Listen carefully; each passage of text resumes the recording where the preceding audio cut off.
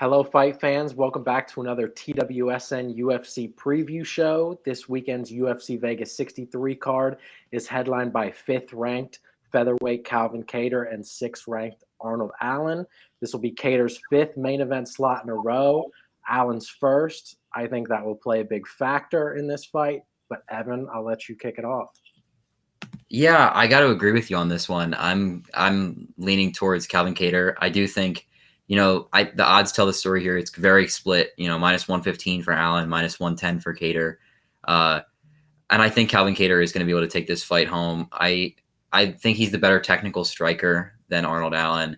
He's got a lot more power. And when you go up against Max Holloway and take like 400 punches and not go down, and you have like 90% takedown defense against, and he's probably going to be able to keep this fight on the feet. And Arnold Allen does not have the power that any of his former opponents have had. So in that case, that's how I think that Kattar is going to be able to get this fight done. Yeah, you mentioned it. Arnold Allen even said in his call out for this fight, he wants a guy like Calvin Kattar because he's tired of everyone in the UFC trying to take him down. So I think Arnold Allen's best path to victory would be a submission, and he's kind of already stated that that's not what he's going for. He wants to kickbox. And kid's 18-1, undefeated in the UFC. He is a great kickboxer. He looked great against Sadiq Youssef, kind of put the kid in the matrix there for a little bit. Dan Hooker, obviously. But let's be honest, he kind of went haywire on Dan Hooker. And if he tried that against Calvin Kattar, I think he would have been put out cold.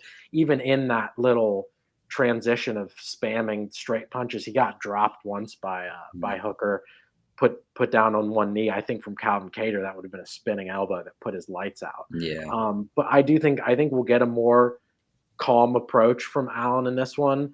But like I said, Calvin Kattar, this is going to be the guy's 5th main event in a row. It's like the UFC is clearly trying to get this guy to Alex Volkanovski. They want him to be a contender for the belt in a weight class that definitely needs parity up there.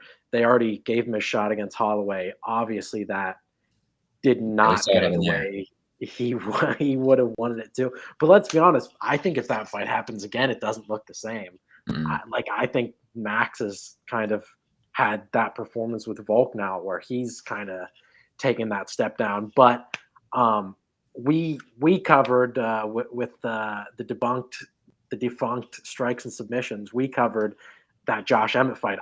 I think Kattar won. And I agree. We talked about the power advantage. This guy went 5 rounds with Josh Emmett and made it out pretty unscathed. I don't think Arnold Allen's going to even hurt him badly ever. Yeah. Maybe with a head kick, he did show good head kicks against Sadiq Youssef.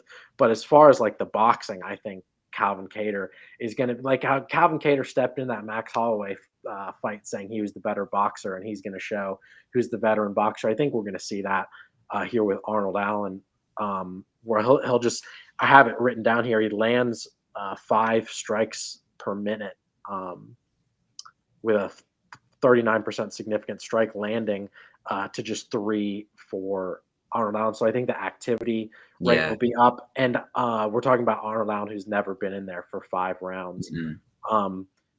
So I actually think if you want to bet this, you talk about it's an even bet. I think we could see a Calvin Kattar 4th or 5th round stoppage. That might be where the only money to be is made in this fight. But how do you see? You say Kattar. Do you see decision finish? What do you think? I like Kattar to win this fight by a decision. I'm going to go back to what we were talking about with the Josh Emmett fight. With how he performed against Josh Emmett, we talked about this before. It seemed like neither guy did enough to win, really, but they also didn't do enough to lose. Kattar looked like he knew he was the bigger fighter in that, and he stayed and he looked for his opportunities on the outside. I think he's got to know he's a better technical striker than Allen, and I think he does kind of the same approach here, just technically picks him apart. I think he wins at least 4 rounds of this and gets a unanimous decision. All right, you guys heard it. Unanimous decision. I think if you want to sprinkle something, go Kattar finish. I think you can get it done late. But Evan, you texted me before this. You asked if I wanted to talk about any other fights on this card. I told you no. Maybe you've seen the shirt I was wearing. I figured I'd surprise you with this. There is one more fight I do want to talk about at the end of this video. Anderson, the GOAT, the Spider Silva, Jake Oh Paul. no. Do you have any thoughts? I'm putting you on the spot. I did not tell I Evan I was going to ask about I this. have thoughts. Anderson Silva, when I first joined TWSN, one of the first articles I participated in as a team article was the most influential athletes article. And I wrote about Anderson Silva. Anderson Silva is my favorite fighter, favorite athlete of all time. My heart is going to drop into the pits of my stomach if Jake Paul lands some right cross and Anderson Silva is down face first on the mat and Jake Paul is celebrating at the edge of this ring. I don't want to pick it because I don't want to be disappointed because of how Anderson Silva looked at the end of his UFC career. I mean, I think his chin is kind of shot. But if Jake Paul's the one who buries him, I'm going to be beyond disappointed. Listen, I will say, Jake he's shown respect. Yeah, I like that. I like that. So I feel like I can watch this fight with less of a bitter taste in my mouth. Mm-hmm. And here's the other thing. Like I put no stock. I don't think he got knocked out in training camp. I put no stock in that. No, that's Anderson has iffy English at best and was trying to be funny. And he has a weird Anderson. If you know Anderson, you know the Steven Seagal, but he's a weird guy. He was trying to be funny. I don't think he got knocked out. And here's the thing. He went the distance and beat a former middleweight world champion, Julio Cesar Chavez. He's a better boxer. He's a better boxer than Jake Paul. So, I think what we learn is if you're still part of the army that thinks the Woodley fights and all that are all, it's puppetry and it's written up before, it's cookbooks. I think we'll find out in this, because I'm not saying I don't think Jake Paul can not knock out Anderson Silva if he lands clean. But if Anderson Silva comes out there and doesn't look good, like he's a better boxer than Jake Paul. Mm-hmm. So if this doesn't look like a good fight, I think the jig is up.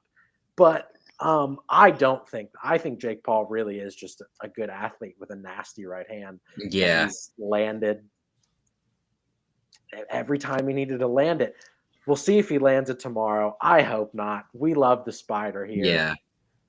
But that's it. That's all we have for you guys. Kind of a slow week of fights. But before we end this, I know I said I wasn't going to predict it, but you talking about him beating Julio Cesar Chavez, and I don't believe any of these fights have been scripted. I'm not part of that crazy train of, but when we think about who Jake Paul's beat two YouTubers. He beat Nate Robinson. I mean, it's Nate Robinson. He's a 5'7" basketball player. And he beat Ben Askren and Tyron Woodley twice. But in that one fight with Tyron Woodley, that was kind of close, that decision fight.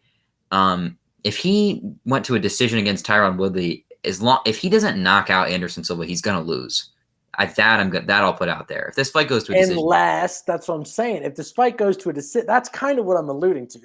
If Jake Paul wins a decision here, books are being cooked. Yeah, because he's not going to outbox Anderson Silva. No, he's got to knock out Anderson Silva. I mean, if Tyron Woodley put him on the ropes, Anderson Silva with his footwork, as long as Anderson Silva doesn't do that crazy head stuff and leave his head out in the air, if this fight goes to a decision, that's how I see this going.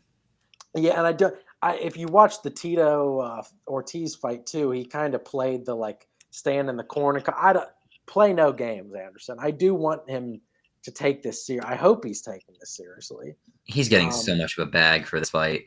Oh yeah, for sure, as he deserves. And then they're talking about kickboxing or starting. If that was kickboxing, Anderson Silva would destroy him. Yeah, that's what Jake Paul's putting that out there. I think he'd walk that back. If that happened, he'd walk that back. Yeah. But anyways, you guys, thank you for joining us, me and Evan, for another UFC TWSN preview show. As always, follow us on Twitter, subscribe to the YouTube, subscribe to the Patreon. Malik will have some bets for the fights that we didn't care to talk about on here because we know you guys care about the main events. But anyways, money to be made in the fights that you don't watch. That is the truth about combat sports. But anyways, Calvin Kattar, that's who we got. Peace out.